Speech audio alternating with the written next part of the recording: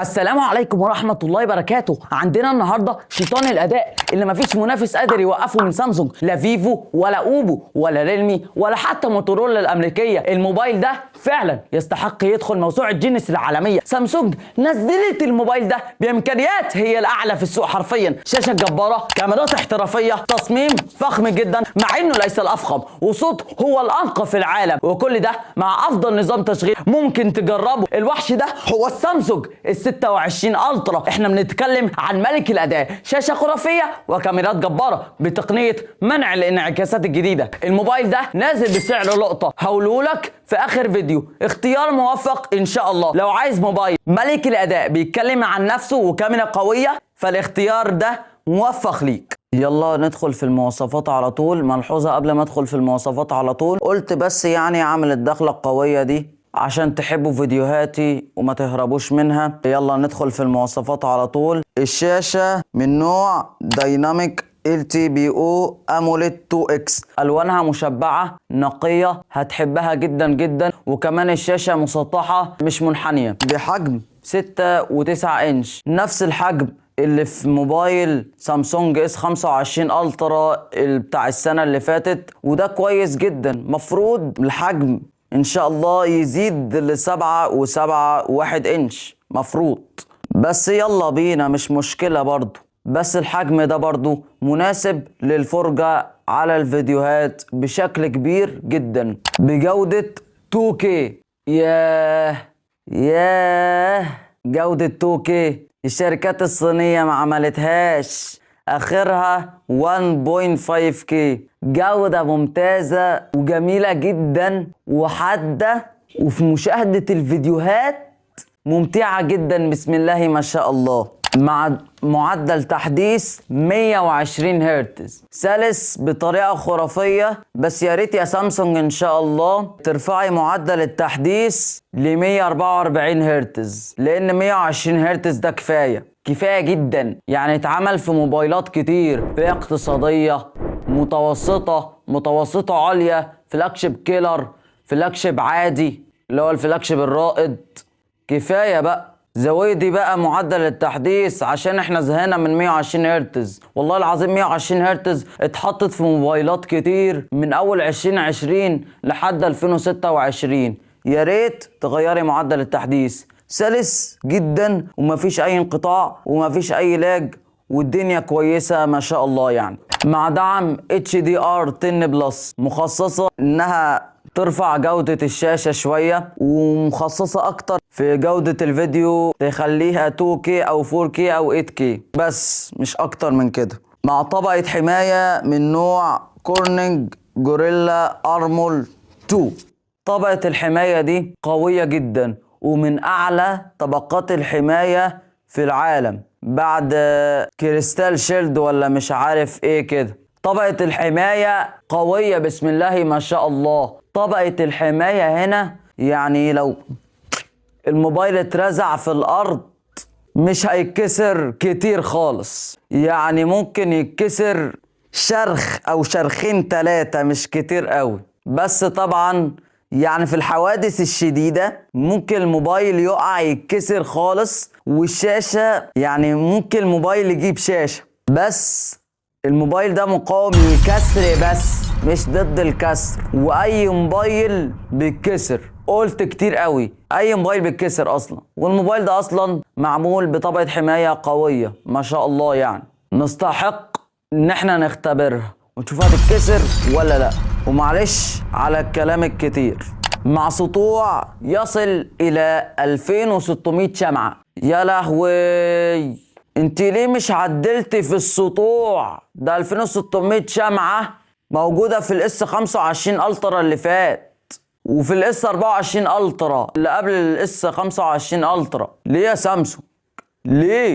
ليه مش حطيتي تعديلات جديدة الا المعالج وسرعة الشحن والتصميم اتغير بس؟ ده اللي موجود بس، والبرايفسي ديسبلاي دي هقول عنها في الاخر. بس السطوع ده عالي ممتاز جدا تحت الشمس، بس يا ريت يا شركة سامسونج تعلي السطوع شوية. يعني المنافسين الصينيين طلعوا للقمة وانت لسه.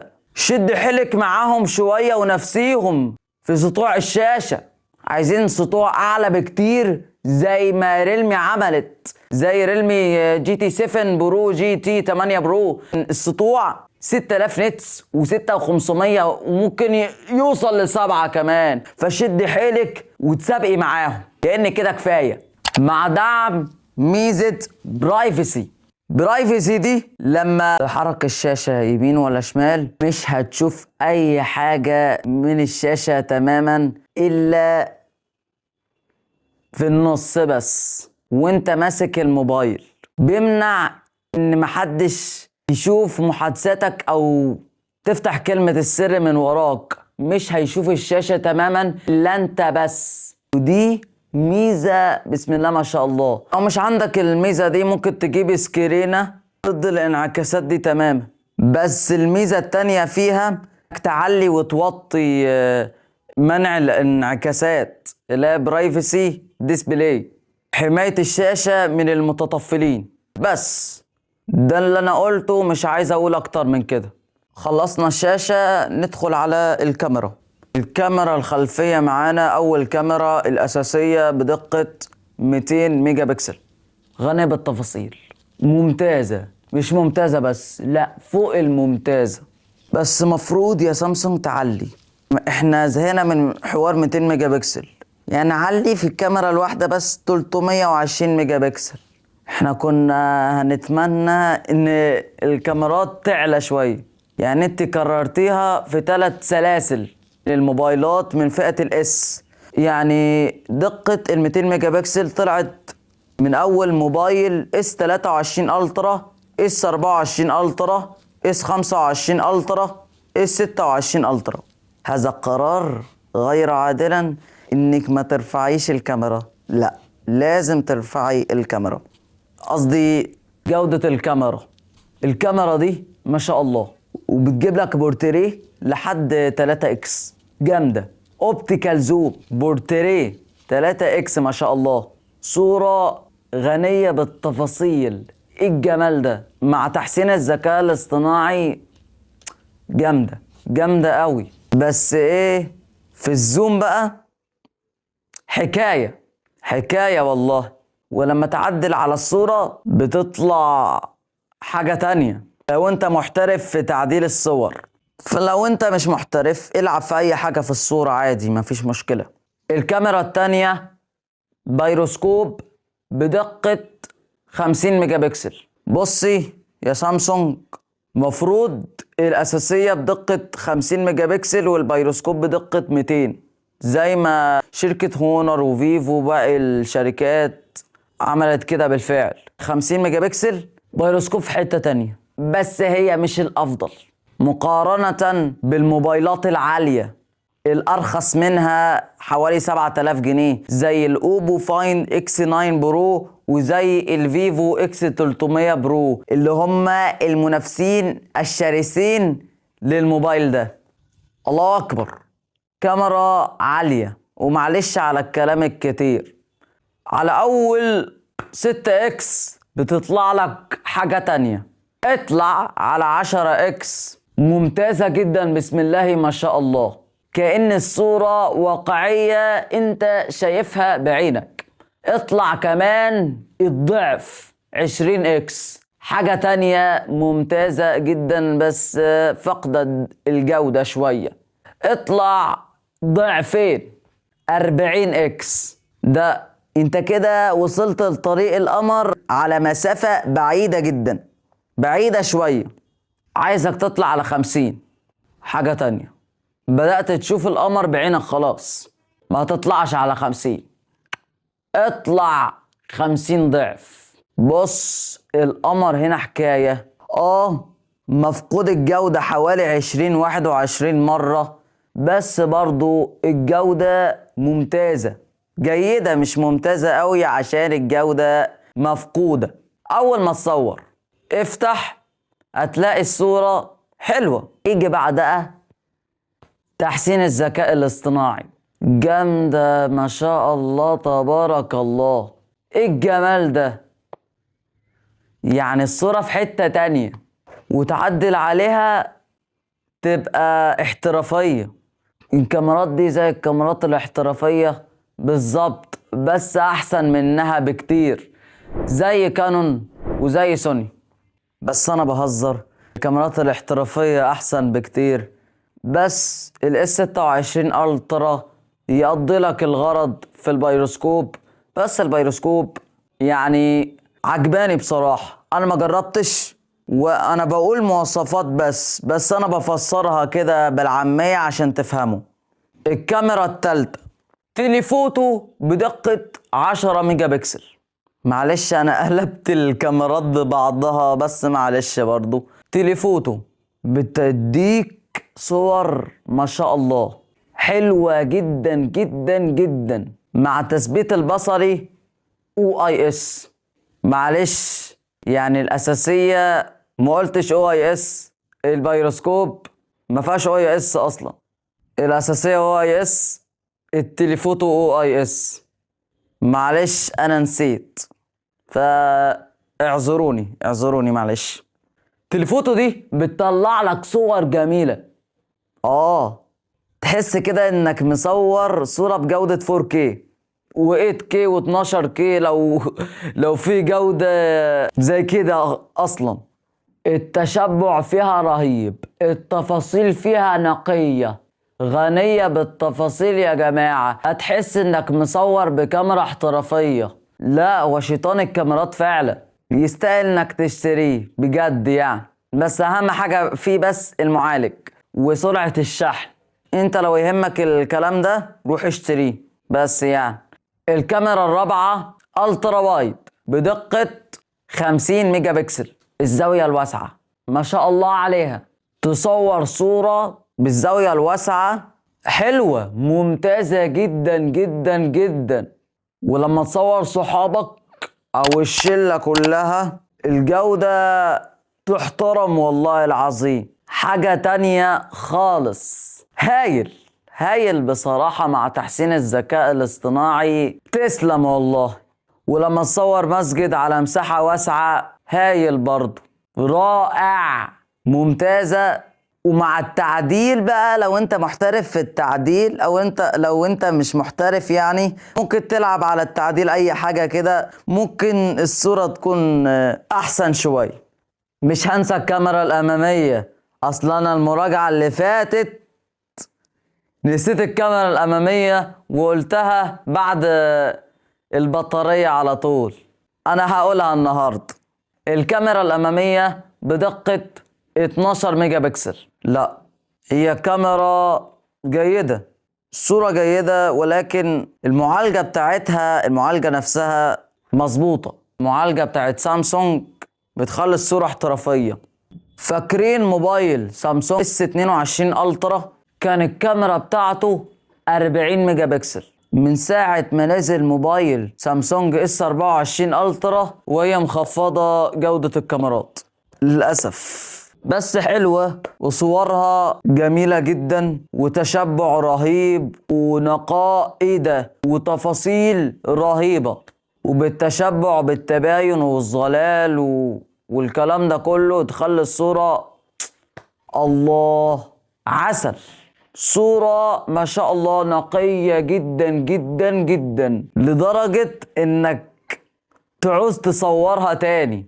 بس يعني يدعم تصوير فيديو بجودة 8K بمعدل 24 و30 اطار في الثانية.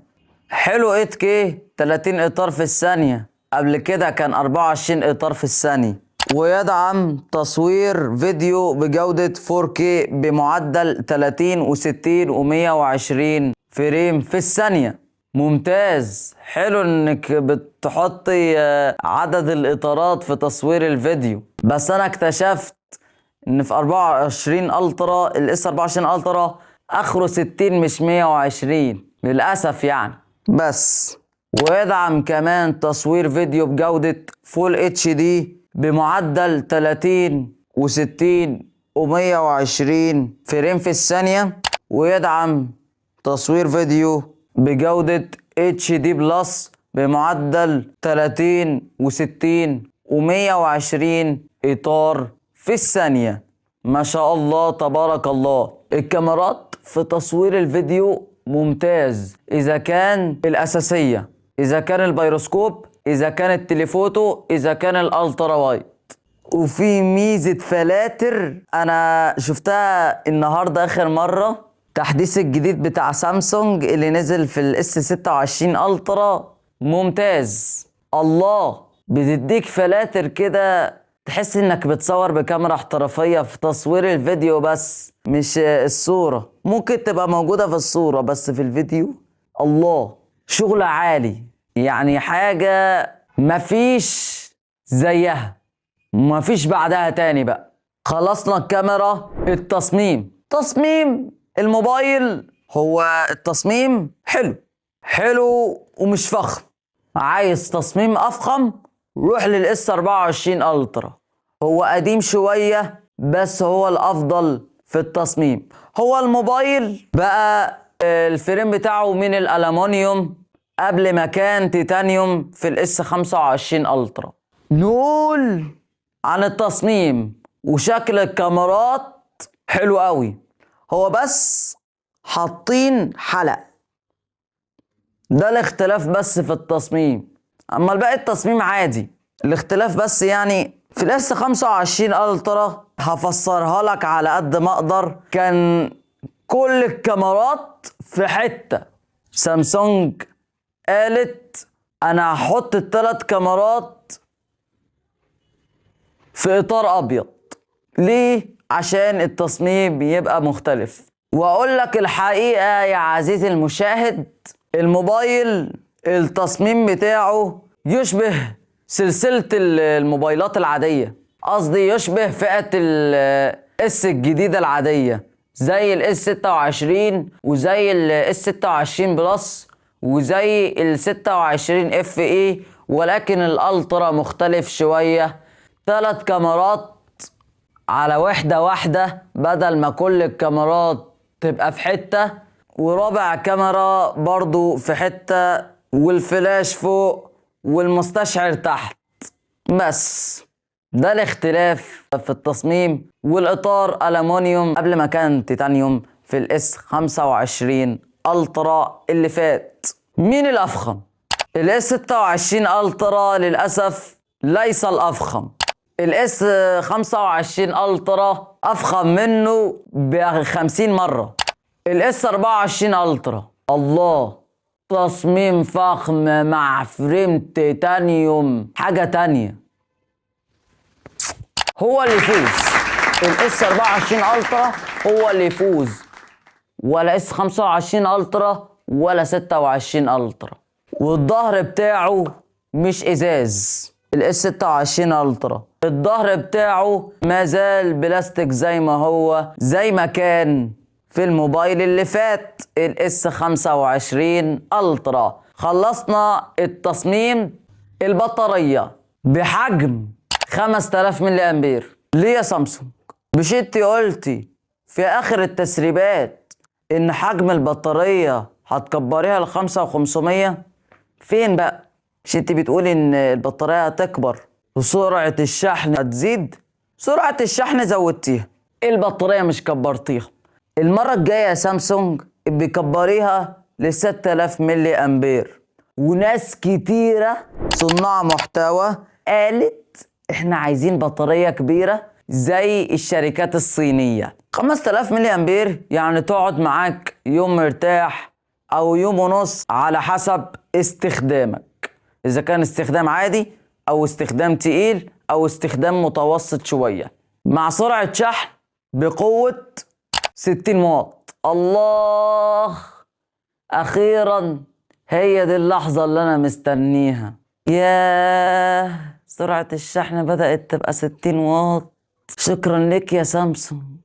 بس برضو الشركات الصينية وصلت القمة، سامسونج بدأت متأخر، فابدأي تسابقي الصينيين. احنا عايزين سرعة شحن اعلى واعلى واعلى. 60 واط ده يشحنلك في ساعة وشوية، مش ساعة وشوية، يشحنلك في اقل من ساعة، يشحنلك في حوالي 45 46 دقيقة. من 0 ل80%، من 0 ل100% ساعة واحدة أو 54 دقيقة على حسب بقى. مع دعم الشحن العكسي بقوة 4.5 واط. أقول إيه ولا إيه؟ 4.5 واط، يا لهوي صدعت أم دماغنا. 4.5 واط مين؟ ده كده هيشحن الموبايل من 0 ل100% في حوالي 11 ساعة ونص يا زكية.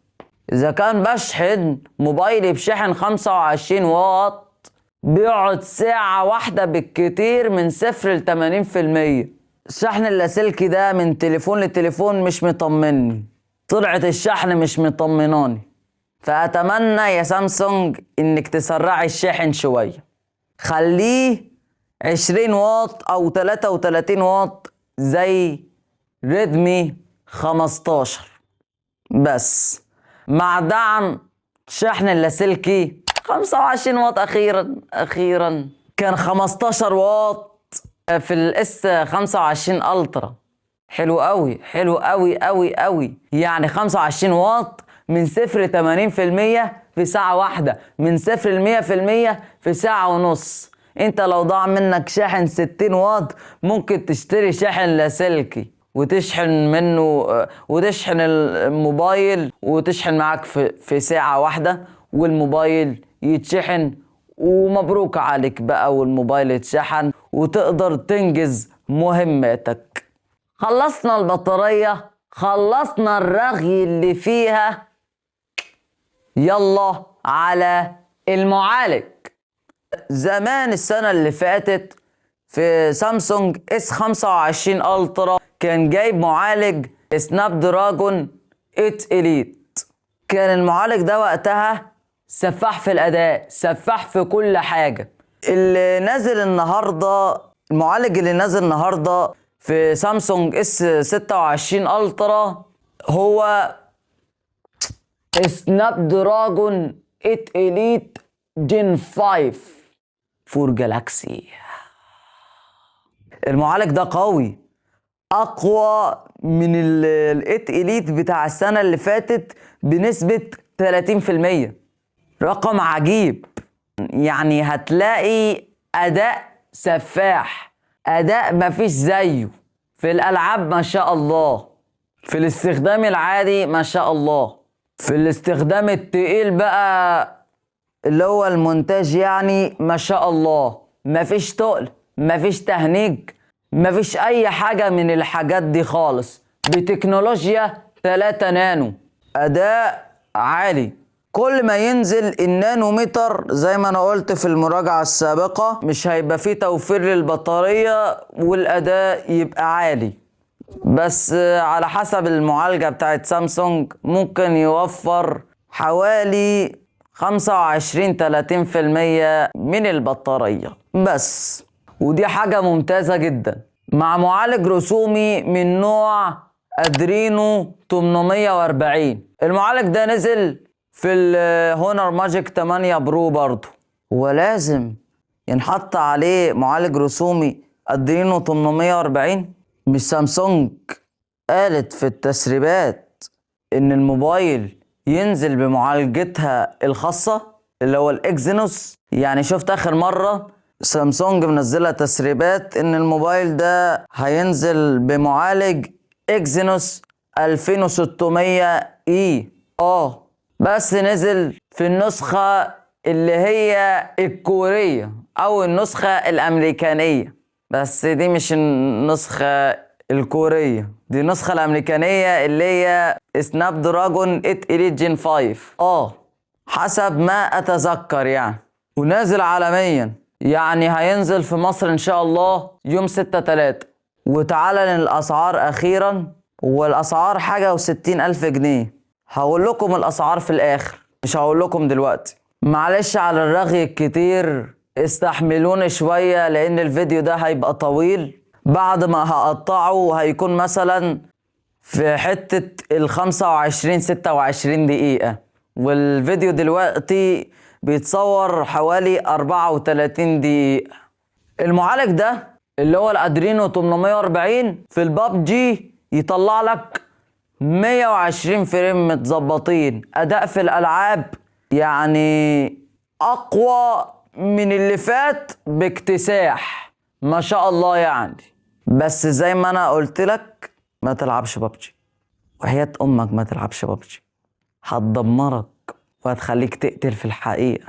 ده بسبب البابجي مات ناس كتير جدا جدا جدا. فلو سمحت يعني ما تلعبش بابجي، فيها اضرار كتير. عايز تشوف الاضرار، عايز تعرف، ابحث على الانترنت وهتدعيلي. خلصنا المعالج، معلش على التطويل.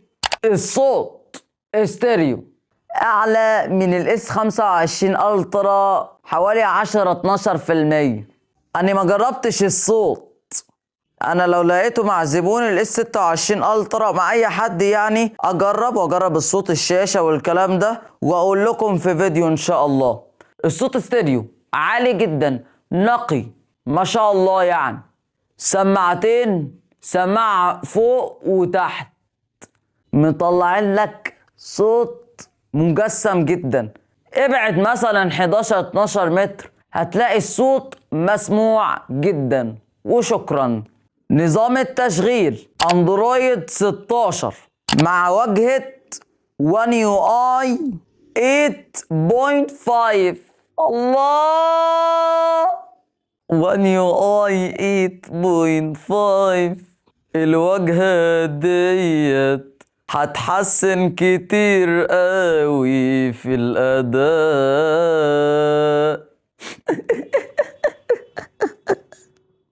الأداء هنا الواجهة مفيش زيها. الواجهة من أفضل الواجهات في العالم. قلت أروقكم شوية بس بصوتي الجميل. نكمل كلامنا. ال 8.5 لو One UI 8.5 واجهة بسم الله ما شاء الله من أفضل الواجهات في العالم. يعني التحديث الجديد ده هنشوف فيه مميزات كتير. تحسين بقى في الذكاء الاصطناعي بنسبة كبيرة. هنلاقي مميزات جديدة زي البرايفسي ديسبلاي ممكن تتوفر عندي عادي، مش في مشكلة مع التحديث الجديد. وممكن يظهر الفلاتر اللي انا قلت لكم عليها سابقا، الفلاتر الاحترافية اللي انتوا هتلاقوها علامة كده قبل ما تصوروا فيديو، علامة الفلاتر بشكل جديد كده، اضغطوا عليها تلاقوا فلاتر احترافية بسم الله ما شاء الله يعني. وطبعا هتلاقوا مميزات كتير، بس في اختلاف ان علامة البطارية مش هتبقى موجودة. دي اللي انا اكتشفتها للأسف. ان النسبة بس هي اللي هتبقى موجودة، 67-70%. علامة البطارية مش هتبقى موجودة. وللأسف بقى مفيش تغيير في الايقونات. يا رب تتغير في الاندرويد 17. عايزين كل مرة شكل جديد في التحديثات، احنا زهقنا والله. طبعا مع دعم تحديثات اندرويد لمدة 7 سنين. 7 سنين، مش كل شوية تغير موبايل، يعني كل 10 سنين تغير موبايل. دي حتة ممتازة جدا. هشوف الموبايل ده هيكمل معايا كام سنة، ممكن يبوظ، ممكن يتطفئ فجأة. الموبايل اللي انا بصور بيه دلوقتي هو اي 16 على فكرة، ممكن يطفي فجأة، ممكن الشاشة تبقى بايظة، على حسب بقى. ممكن يعيش معايا 10 سنين عادي، مع انه في دعم 6 سنين تحديثات، والفلاج شيب 7 سنين تحديثات ما شاء الله تبارك الله. وامني اكيد 8 سنين. بس العيوب، اول عيب لم يتم العمل على زيادة حجم البطارية. للأسف مفيش زيادة في حجم البطارية. اقول لك تاني يا سامسونج، اتمنى ان البطارية توصل ل 5000 ملي امبير او 7000 زي ما انت كنت بتعملي في موبايل سامسونج M51 القديم اللي هو من سنة 2021. عدى عليه 5 سنين، عدى عليه زمن خلاص يعني. العيب التاني رأس الشاحن غير مرفقة بعلبة الهاتف للأسف. تفتح التليفون، قصدي تفتح العلبة، مش هتلاقي الشاحن، لازم تشتري الشاحن منفصل. والشاحن 60 واط هيعمل تمن دلوقتي ممكن يوصل ل 2800 جنيه، لأن الشاحن ده هيبقى غالي قوي للأسف. ممكن على قد فلوسك ممكن تروح تشتري شاحن 25 واط عامل 800 جنيه. تالت عيب، بروز الكاميرا أصبح أكبر نسبيا، كما أن الفريم الهاتف أصبح من الألمنيوم وليس التيتانيوم للأسف. قارنت ما بين الموبايلات الفلاجشيب من أول 2020 لحد 2026، لاحظت إن في بروز كبيرة جدا. ولو الموبايل وقع ازازة الكاميرات هتتكسر، ولما تروح تغير ازاز الكاميرات هتبقى مكلفة جدا، ممكن تكلف مثلا بالدولار كده 10-20 دولار. فحافظ على عدسة الكاميرا بجراب، تحط جراب عشان البروز تختفي وازاز الكاميرات ما تتكسرش. رابع عيب، التصميم زي ما انا قلت فقد الكثير من جاذبيته، والهاتف اصبح يشبه النسخ العادية. ما انا قلت لك التصميم ليس الافضل وليس الافخم، تصميم الغلابة يا ولاد، تصميم الغلابة بجد. تحس ان هو تصميم فقير ما يناسبش الفئة السعرية بتاعته. بص كده، اوطي بس الاضاءة. ايه ده؟ ايه التصميم الغريب ده؟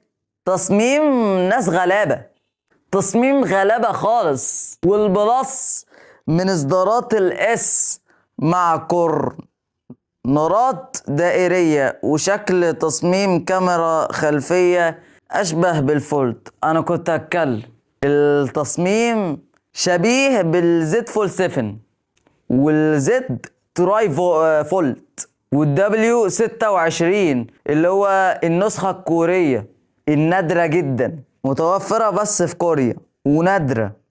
التصميم ليس الأفضل وليس الأفخم في العالم، وتصميم غلابة وشبيه بالفولد، كما ان الفولد أفخم منه بكتير.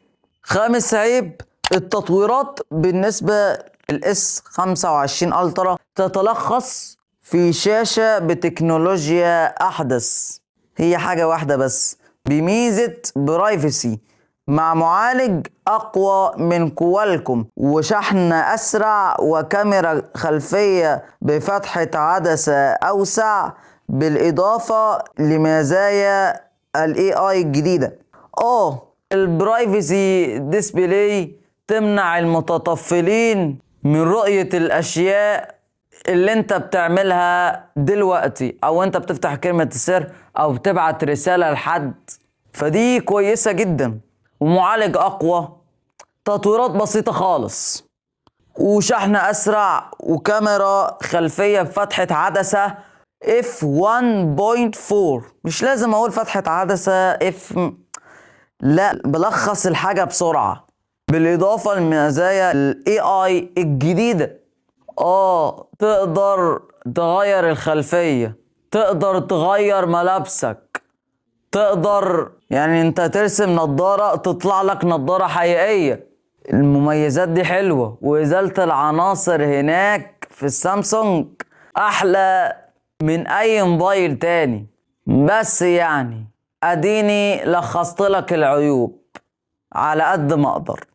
سعر الموبايل نسخة 256 جيجا مع 12 جيجا رام بسعر 67,000 جنيه، وهو أول ما ينزل بيبقى غالي، وبعد 3-4 شهور أو بعد شهرين ممكن سعره ينزل ل58 أو أقل من كده شوية، بس هو مش هينزل عشان في حرب اليومين دول، فمعلش بقى. اصل الحرب ليه علاقة بارتفاع الاسعار، بيحصل ازمة اقتصادية وكده يعني، فهتحس ان الموبايلات غالية جدا اليومين دول، ممكن ترتفع لحد 105 و110 تلاف جنيه، وال110 و120 الف جنيه مش هيبقى ليها قيمة خالص في مصر او في العالم كله. ونسخة 512 جيجا مع 12 جيجا رام بسعر 74 ألف جنيه، ضمان محلي صنع في مصر. ضمان محلي صنع في مصر. احنا بنصنع الموبايلات بنفسينا، مش العالم، مش بنستورد من العالم، لا، بنجيب المعادن النادرة من فنزويلا ونصنع الموبايلات من نفسينا من غير ما نحتاج لأي حد، لأن احنا خبراء في التكنولوجيا خالص.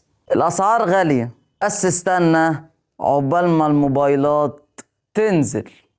بس أتمنى إنكم استفدتم من هذا الفيديو، وصلوا على النبي.